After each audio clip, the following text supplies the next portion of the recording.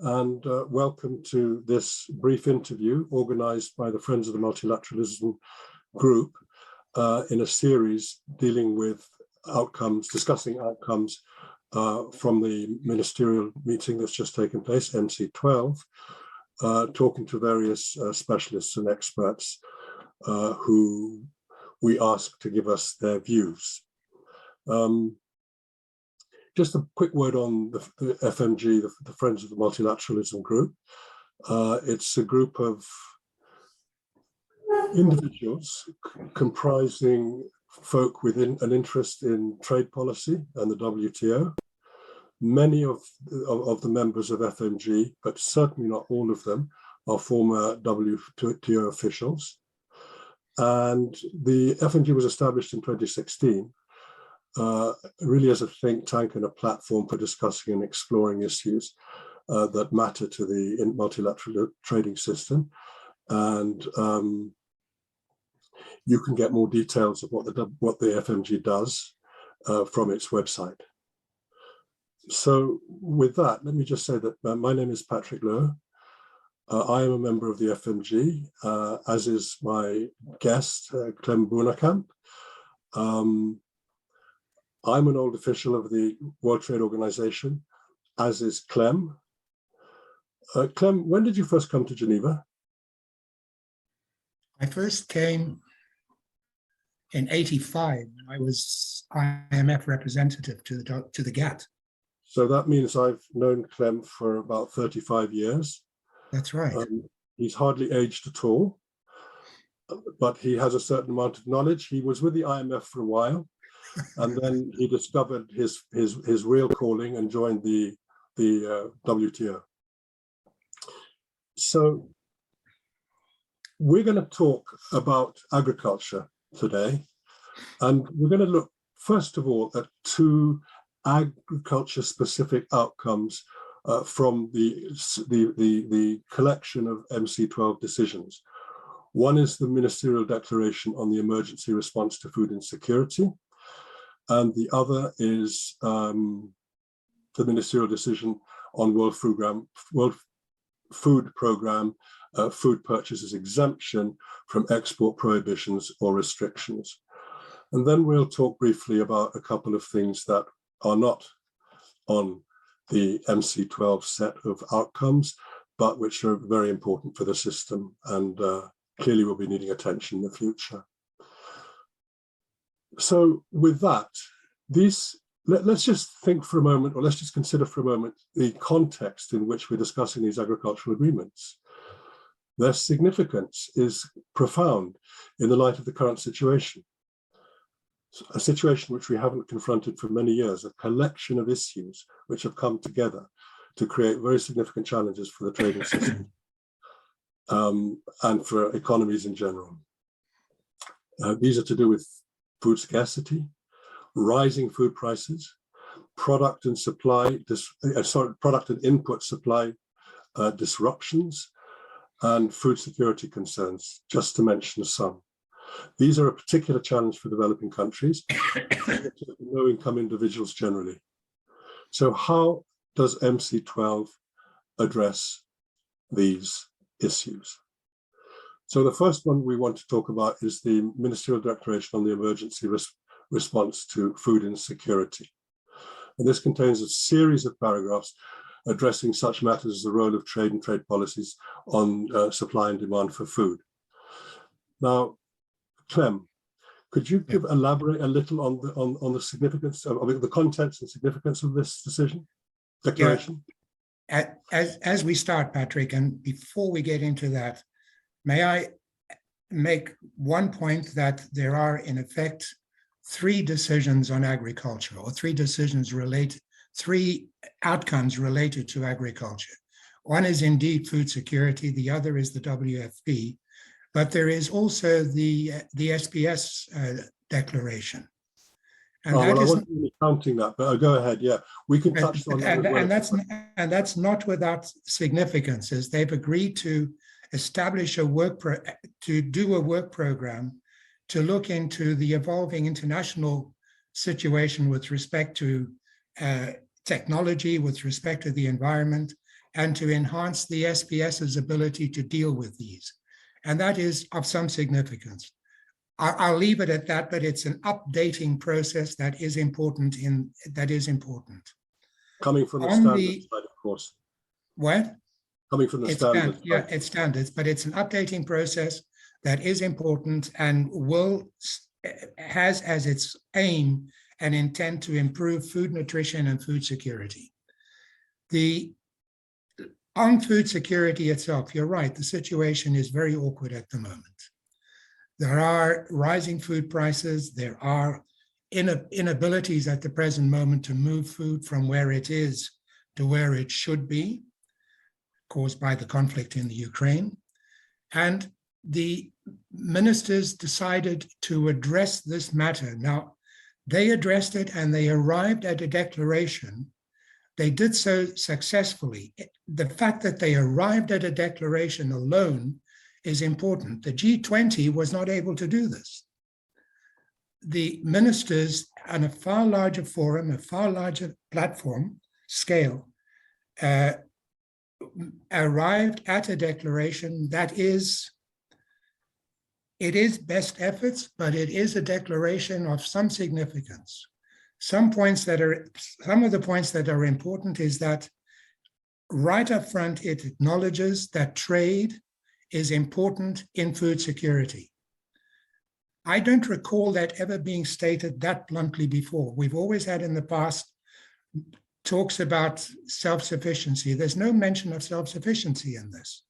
Production is alluded to, but it says trade as well as production is important to it. And that is an important step in recognizing the importance of trade in not only the affordability, but the availability of food to improve food security.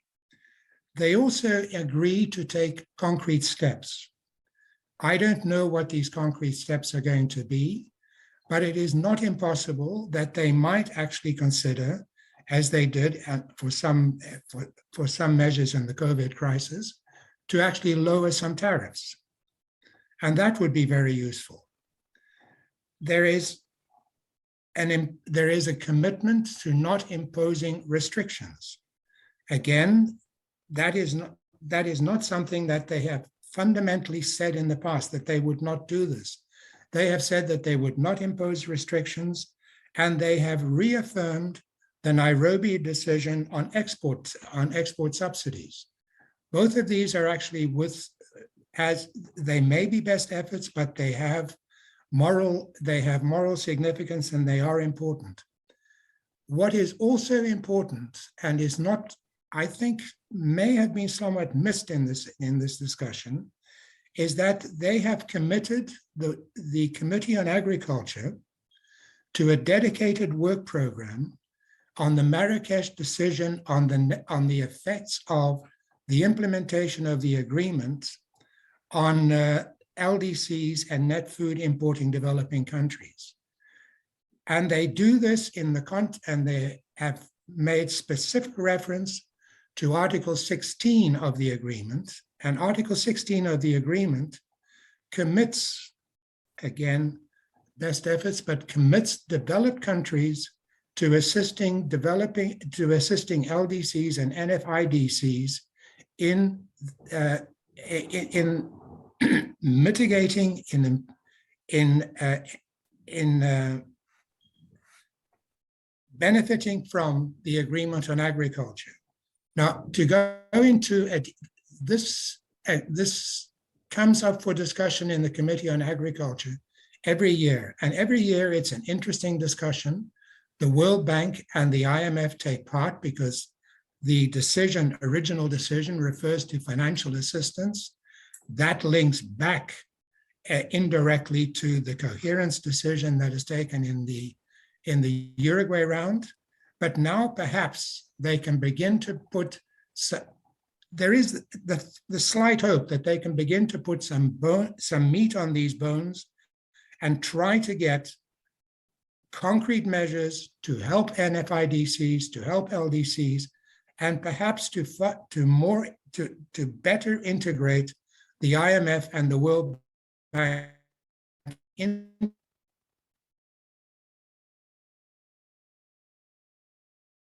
this process with financial assistance.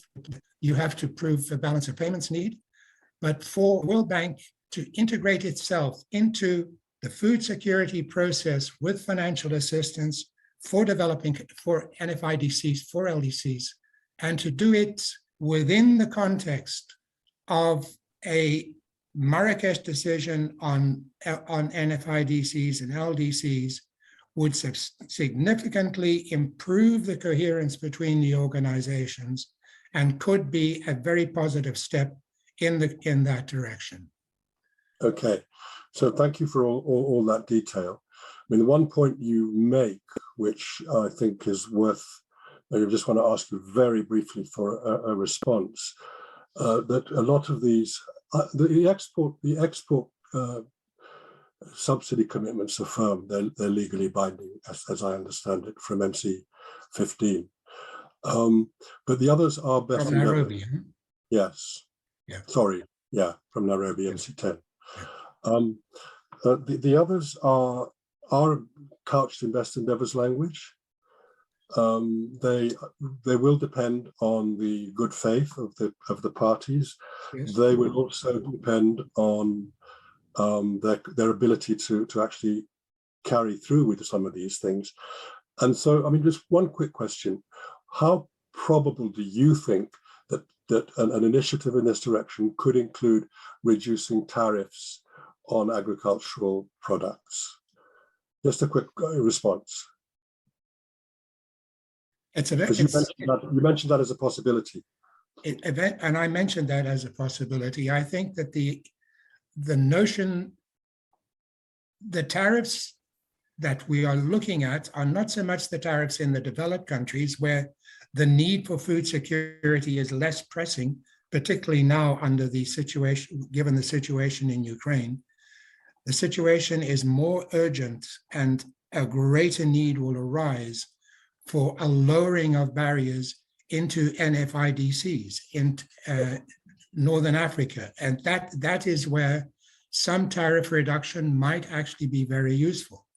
But that is also why I brought in the agreement to do a work program, because if they do begin to lower barriers, they are going to run into potentially a financing constraint.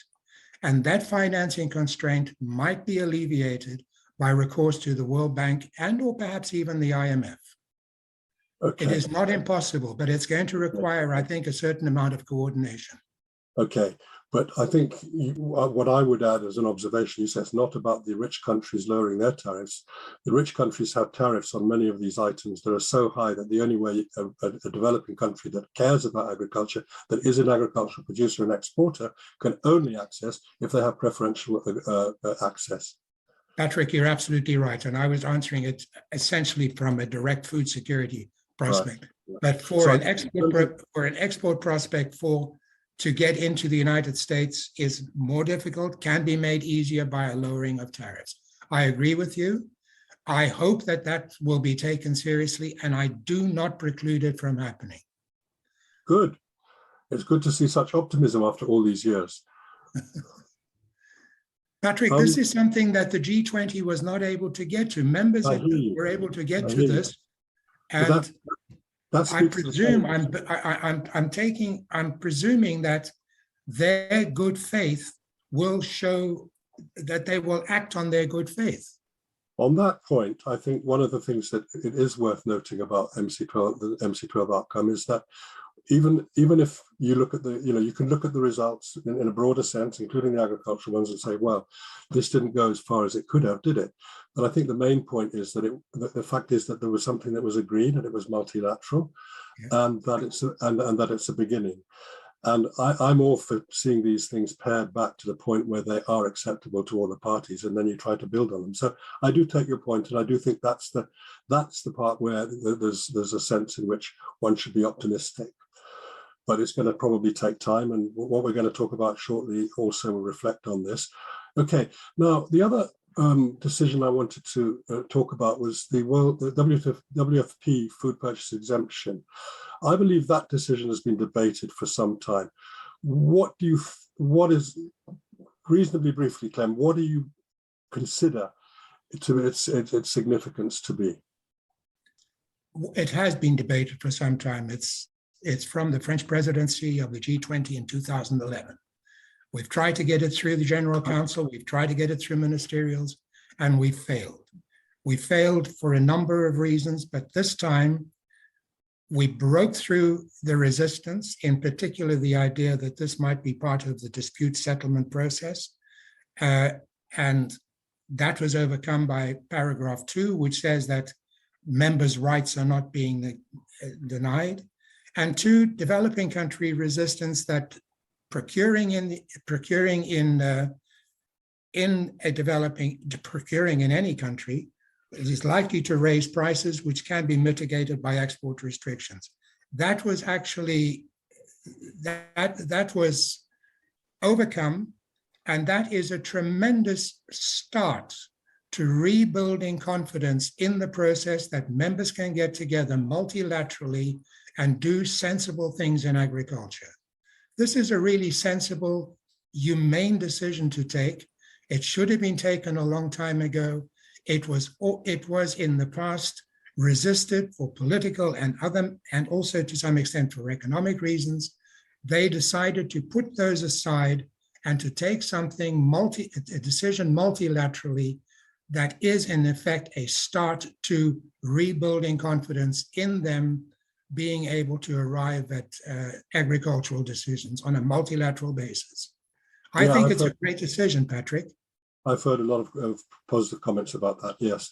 Now, I want to ask you about a couple of issues. We haven't got too much time, but let me ask you about a couple of issues that have been discussed, but putatively at least, we don't know what's implicit, but putatively at least they're not subject to any explicit commitments in MC12.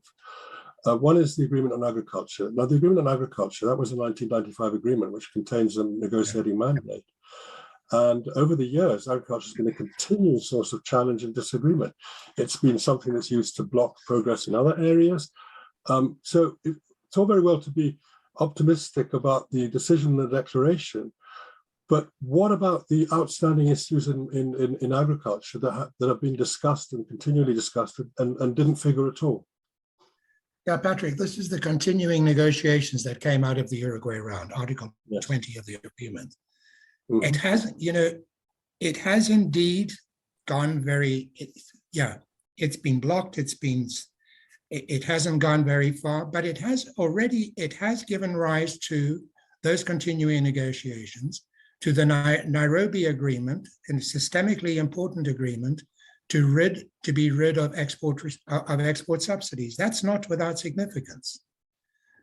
It's not a great deal of money, but systemically that is important. Members have also, in the context of that agreement, taken some decisions such that have, to some extent, made the atmosphere a little more awkward. I'm talking in particular of the Bali decision on PSH, on public stockholding. We'll get to that.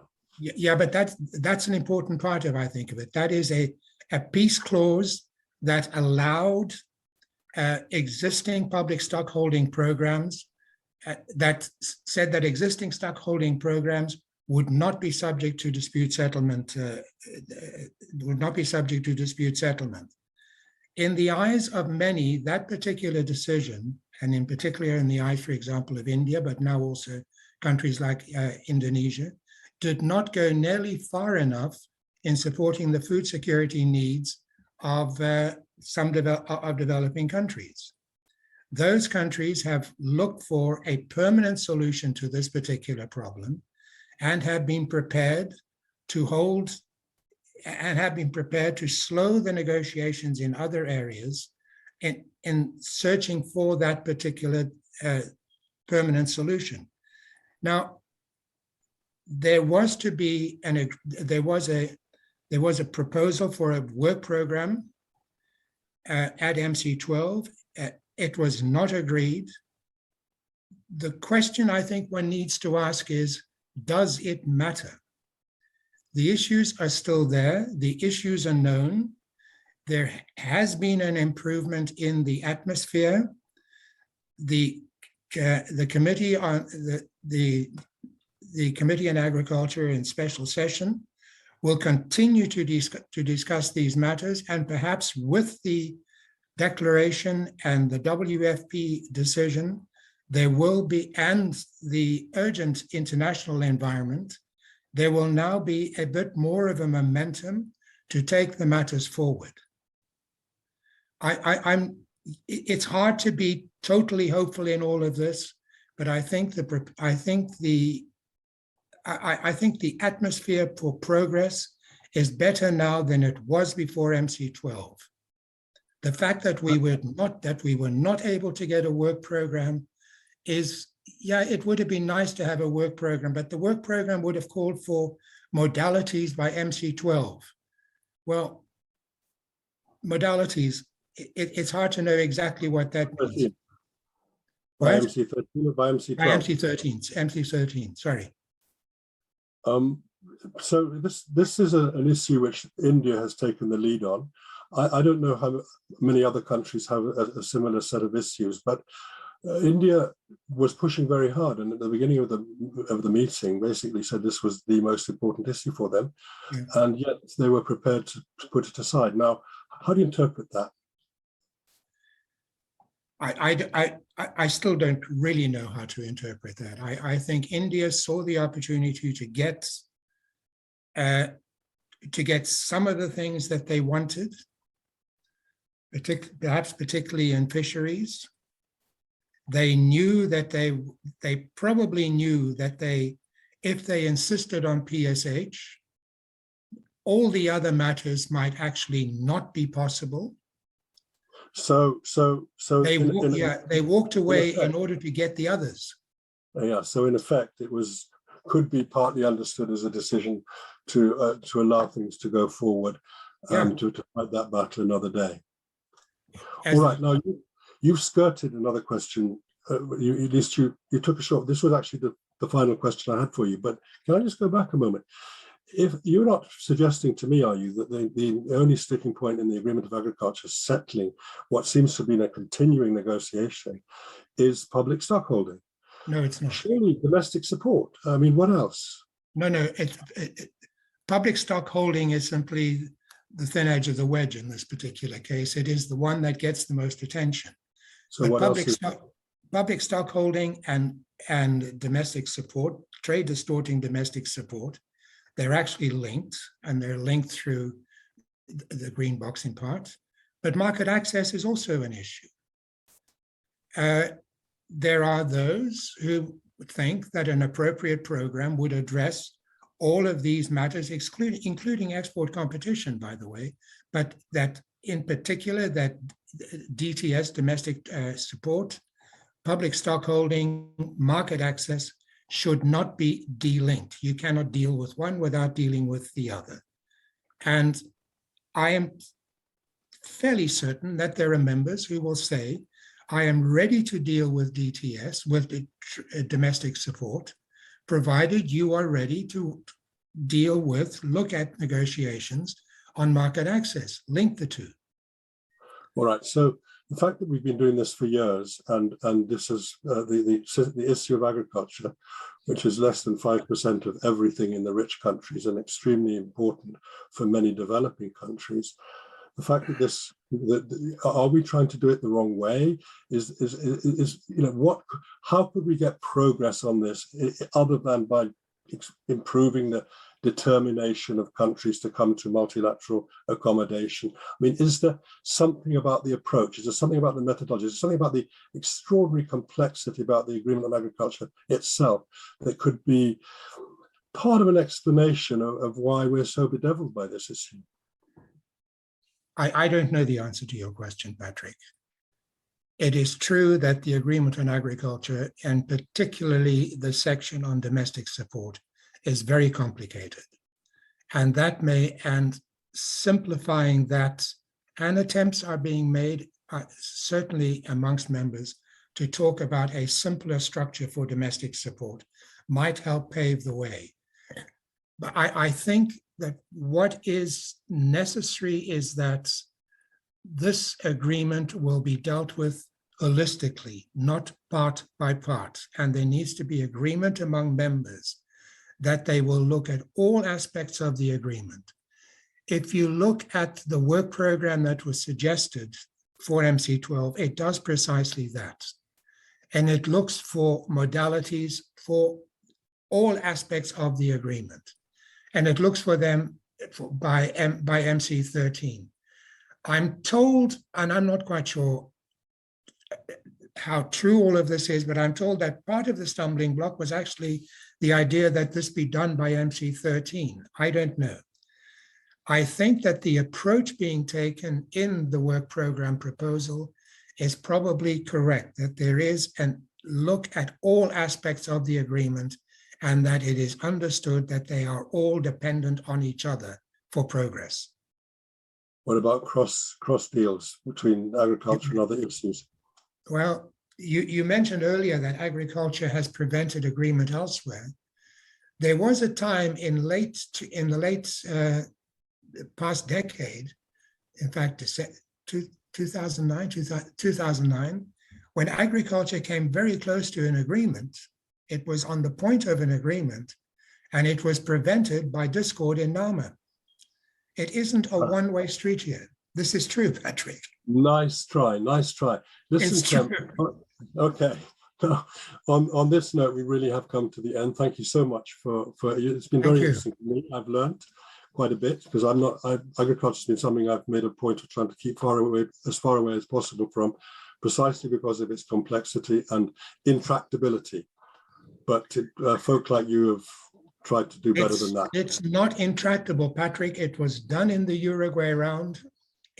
I am sure that it can be done again. And I think that the agreements the declaration and decisions that have been taken have improved the atmosphere, which together with the underlying tension, with the underlying necessity, given the international situation, might actually rouse members to take more steps.